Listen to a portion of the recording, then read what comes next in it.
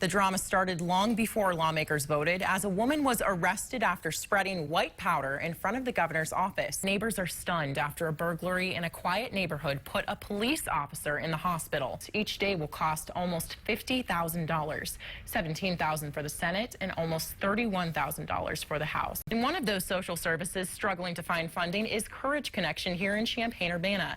They help dozens of victims of domestic violence, but without money from the state, they're in danger of closing. Rob, do you want to talk about weather or do you want to talk about food? Because right now I could honestly go for both. You said you had a tear in your eye because both of us were Googling horseshoe sandwiches. Oh, so much cheese. Yeah. You're watching your local news leader.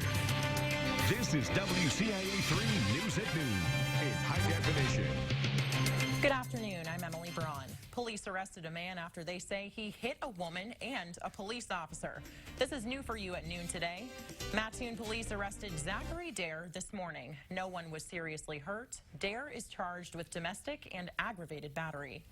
The man accused of kidnapping a missing scholar is heading back to court today. 28-year-old Brent Christensen was in court on Monday. He is accused of kidnapping U of I scholar Yingying Zhang. People who saw him in the courtroom say he seemed unemotional, only answering yes or no questions and talking to his lawyer. His bail hearing will be at 3 p.m. They'll discuss if he will still be in custody of the U.S. Marshal.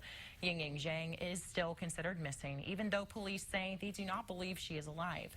They recently put up a social media post asking people for help. Anyone with information is asked to call Crime Stoppers at 217-373-TIPS. All information given to them is anonymous. Well, volunteers are taking action to honor a fallen state trooper. Ryan Albin was 37 years old. He died last week in a crash on I-74 near Farmer City. Illinois patriot groups are planning to plant about 1,600 flags from Farmer City to Bellflower, Illinois. Starting at 11 a.m. this morning, just an hour ago, volunteers met at Blue Ridge High School in Farmer City to help out with that project. Albin's visitation is later today at the high school from 2 to 8 p.m. The funeral will be at 10 tomorrow morning. The burial is immediately afterward at Bellflower Cemetery. Well, Danville firefighters and city officials have a tentative plan on how to reduce the fire department's budget. It will see $700,000 worth of cuts. They still haven't released all the details, but fire officials say it will mean staff cuts. This comes after money problems closed Station 4 on Main Street. There were 2 fires in that area yesterday, and one man whose house burned says he can't help but wonder what if. I honestly don't know what to say. I'm really at a loss with words here because maybe if it had been open, maybe they could have responded in a more timely manner and, you know, my place would not be in the shambles in which it is. The city recently extended the deadline for firefighter applicants because they did not have enough interest. So instead of cutting it off at the end of June, people now have until the end of August if they want to apply. Several city fire departments in central Illinois are banding together for a potential lawsuit. The cities claim Pierce Manufacturing of Appleton, Wisconsin is not making warranty repairs.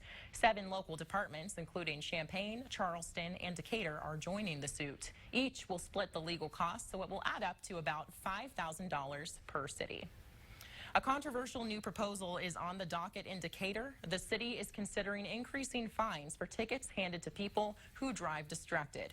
WCIA3's Eric Payne has more.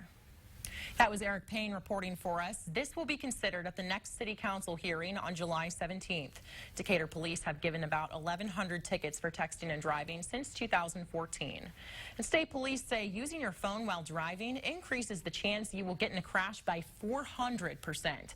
That means you're 23 times as likely to be in an accident. They say you should use a hands-free device if you need to use your phone. The state is on the brink of ending its budget crisis as 3 budget bills are heading back to the House. The bills on the table include an increased income tax to 4.95%, a $36.5 billion spending plan, and a budget implementation bill that will borrow $8 billion to pay toward the $15 billion in backlogged bills. Governor Rauner has already vetoed these bills, but the Senate overrode him and sent them back to the House for another vote. Negotiated in good faith on a comprehensive solution.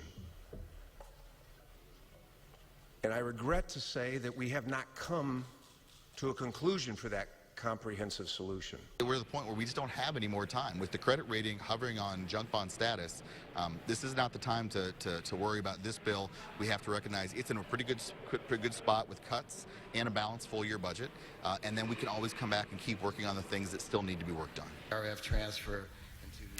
Other reforms on the table include workers' compensation, a property tax freeze, and education funding. Republicans say this budget should have been a bipartisan agreement.